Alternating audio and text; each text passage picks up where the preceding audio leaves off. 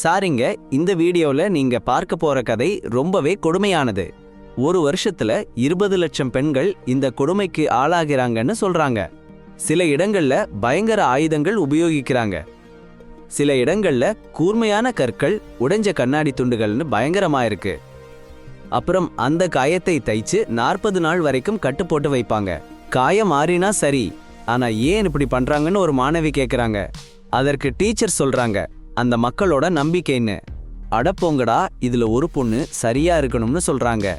அது என்ன பைத்தியக்காரத்தனம்டா, இதை கண்டுபிடிச்சு நம்மளால என்னமோ பண்ணணும். அப்போ கிளாஸ் முடிஞ்சது. ஒரு பையன் ஒரு போராட்டத்துக்கு அவளை அழைக்கிறான். நீங்களும் சேருங்கன்னு சொல்றான். ஆனா அவள் மறுத்திடுச்சு. அப்புறம் ஒரு கூட்டம் அழிஞ்சு போற ஒரு பழங்குடியினத்தை பத்தி பேசுறாங்க. அவங்க தலைவன் சொல்றான், அந்த பழங்குடியினத்தை பத்தி நீங்க யோசிச்சிருக்கீங்களா? அவங்க பகுதியில நுழைஞ்ச கம்பெனியை பத்தி யோசிச்சிருக்கீங்களா? இல்லையே. இப்போ நம்மளால என்னமோ பண்ண முடியும். இந்த பிரச்சனை எவ்வளவு முக்கியம்னு புரிஞ்சவங்க எல்லாரும் நம்ம கூட வரலாம். 2 வாரத்துல நாட்டோரத்துல இருக்கிற அடர்ந்த காடு அழிஞ்சிடும். அங்க இருக்கிற கிராமமும் அழிஞ்சிடும். அந்த கம்பெனிக்கு அந்த கிராமத்துக்கு கீழே இருக்கிற நேச்சுரல் கேஸ் வேணும். அவங்க அந்த கிராமத்தையே கைப்பற்ற போறாங்க. அடேங்கப்பா, அந்த பழங்குடி மக்களை எல்லாம் அழிச்சிடுவாங்கன்னு சொல்றாங்க. என்ன பயங்கரம்! பழங்கால பழங்குடியினம் ஒரு நிமிஷத்துல காணாம போச்சு. படங்கள்ல மட்டும்தான் இருக்கும். அதோட தலைவன் 15 வலைத்தளங்கள் நேரலை காண்பிக்க போறாங்கன்னு சொல்றான். நேரலை ஆரம்பிச்சா எல்லாமே மாறிடும் பாருங்க. அப்புறம் விமானத்துல ஏறுறாங்க. விமானம்ல இறங்கி ஆட்டோ பிடிச்சு போறாங்க. அப்போ ஒருத்தன் கார்லோஸ் கிட்ட சாமான் தான் கிடைச்சிடும், கஞ்சாவும் கிடைக்கும்னு சொல்றான். கார்லோஸ் சாரி, கவலைப்படாதீங்க, கிடைச்சிடும்னு சொல்றான். பின்னாடி ஒரு ஹோட்டல்ல லஞ்ச் பண்றாங்க. அப்போ கார்லோஸ் அந்த பையனுக்கு கஞ்சா கொடுக்கறான். அத்தனை பேருடைய தலைவனும் சொல்றாரு, நாளைக்கு எல்லாரும் ரெடியா இருங்க. நம் ஆயுதம் நம்ம கேமரா தான். முதல்ல ஓட்டுப்பட்டியலை பிடிச்சுக்கிட்டு அந்த காட்டுக்குள்ள ஓடுறாங்க. நீர்வழி யா போறாங்க. சீக்கிரமா போய் உடைகளை மாத்திக்கிறாங்க. தொழிலாளி வேஷம் போட்டு முன்னே போறாங்க. கொஞ்ச தூரம் போனா கட்டுமான தொழிலாளிகள் தெரியுறாங்க. அவர்களோட எல்லா இயந்திரங்களிலையும் தங்களை பூட்டிக்கிறாங்க. ஜஸ்டினோட லாக் சரியா இல்ல. எல்லாரும் லைவ் வர ஆரம்பிச்சிடுறாங்க. இங்க பாருங்க, ஆயுதம் ஏந்தின போலீஸ் வந்துடுறாங்க. இந்த காடு எங்களுடையது, இந்த காடு எங்களுடையதுன்னு கத்துறாங்க. ஜஸ்டினோட லாக் சரியில்லைன்னா போலீஸ் அவனை பிடிச்சிடுவாங்க. அவங்கள கொல்ல போறாங்க. அப்போதான் அவங்க லைவ் ஸ்ட்ரீமை அவங்க பக்கம் திருப்புறாங்க. அவங்களோட தலைவன் கத்துறாரு, ரெக்கார்டிங் நிறுத்தாதீங்க, சூட் பண்ணிக்கிட்டே இருங்க. அவங்க தலைவன் சொல்றாரு, இவங்க ஆதிவாசிகள். அடேங்கப்பா, காடு மைனஸ் காடுன்னு வெட்டி கொண்டுட்டாங்க. அப்புறம் விட்டுட்டாங்க. எல்லாரும் விமானத்துல போறாங்க. ஆனா டேய், விமானத்துல தீ பிடிச்சிடுச்சு. கிராஷ். காட்டுக்குள்ள தூக்கி வீசிட்டாங்க. எல்லாரும் காயமாயிட்டாங்க. ஒருத்தன் ஹெலிகாப்டர் ப்ரொப்பல்லர்ல கிழிஞ்சு டெட். ஜிபிஎஸ் தேடணும்.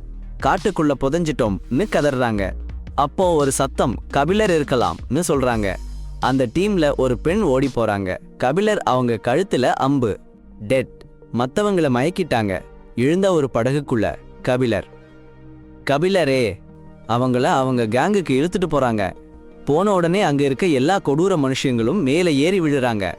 அப்புறம் அவங்க கேங்கோட தலைவியா இருக்க ஒரு பழசான பாட்டி வருவா.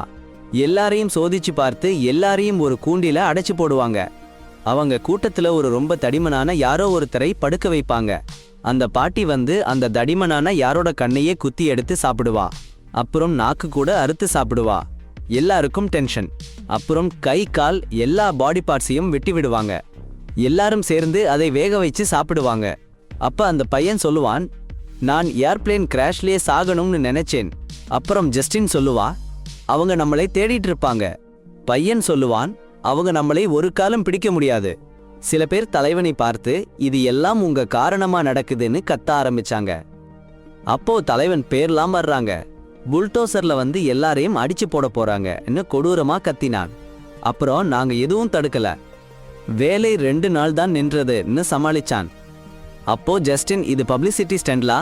டிவியில வரணும்னு உயிரை பணயம் வச்சு நடந்துச்சான்னு கேட்டாள். தலைவன், எனக்கும் இது சரியில்லை, ஆனா உலகம் இப்படிதான் நடக்குதுன்னு சொன்னான்.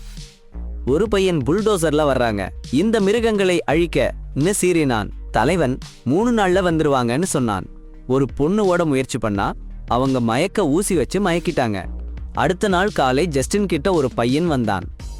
அவன் அந்த கேங்ல இருக்கிறவன். ஜஸ்டின், சாரிங்க, அந்த கதையில என்ன சொல்றீங்கன்னு எனக்கு புரியல. நான் உங்களோட பேச்சை தமிழ்ல மொழிபெயர்க்க முடியாது.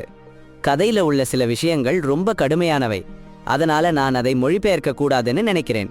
சாரிங்க. ஃபோன் நை வீசி 2 சத்தத்தை கேட்டு காவலாளி ஃபோன் பக்கம் போறான். அப்ப அந்த பொண்ணு ஓடிடுச்சு. ஜஸ்டினை அவங்க என்னமோ பண்ணி பேய் மைனஸ் பிடிச்ச அறைக்குள்ள அடைச்சு வச்சிட்டாங்க. அவங்க ஃப்ரெண்ட்ஸ் கேக்குறாங்க என்ன பண்ணாங்கன்னு. ஜஸ்டின் சொல்றா, எனக்கு தெரியாது, நான் மயங்கி விழுந்துட்டேன்னு. அப்புறம் ஒரு பிளான் போடுறாங்க. டேய், இன்னைக்கு மைனஸ் இரவே மைனஸ் நம்ம மைனஸ் இங்க மைனஸ் இருந்து எஸ்கேப் பண்ணணும்னு அவங்க அந்த கும்பலுக்கெல்லாம் சாப்பாடு கொண்டு வராங்க. அப்ப ஜஸ்டின் அந்த பையன்கிட்ட தன் ப்ளூட் வாசிக்க ஆரம்பிச்சா. பின்னாடி ஹெல்ப் கிடைக்கும் நம்பி அவங்க சாப்பிட்டது ஆட்டுக்கறி இல்ல.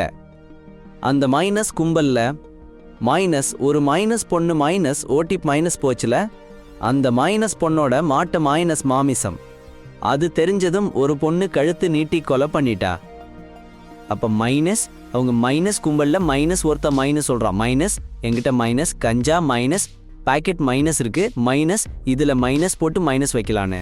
சாரி, அந்த கதையோட வாய்ஸ் ஓவர் தமிழ்ல யூடியூப்ல பேசுற கவிதை பாணியில மாத்த சொன்னீங்க. ஆனா கதையில வர்ற சில விஷயங்கள் ரொம்ப கடுமையானது, அதனால அந்த மாதிரி வாய்ஸ் ஓவர் எழுத முடியாது. பாதுகாப்பான மற்றும் சரியான கதைகளை மட்டும்தான் எழுத முடியும். அடப்போங்கடா, போய் பார்த்தா எல்லாரும் செத்து போய் கிடக்குறாங்க. எல்லா வேலையாட்களும் மைனஸ் ஒவ்வொருத்தராவும் மைனஸ் சடலமா கிடக்குறாங்க. அப்புறம் இவங்க 2 பேரும் ஜிபிஎஸ் மொபைல்னு தேட ஆரம்பிச்சாங்க. ஒரு ஃபோன் கிடைச்சது. அந்த நேரத்துல அந்த கூட்டத்தார்கள் வந்து இவங்களை மயக்கிட்டு கொண்டு போயிட்டாங்க. ஜஸ்டினோட கை காலையும் கட்டி உடம்பு முழுக்க எண்ணெய் ஊத்தி சாப்பிட்றதுக்குன்னு வச்சுட்டாங்க. டேனியலையும் கட்டி போட்டு ரொம்ப அடிச்சாங்க. என்னமோ ஒன்று ஊத்திட்டு கொட்டை புள்ளிகளையும் விட்டுட்டாங்க. அந்த பொம்பளை வந்து ஜஸ்டின் மேல கை வைக்க போறப்போ சட்டென்னு ஒரு அலட்டல்.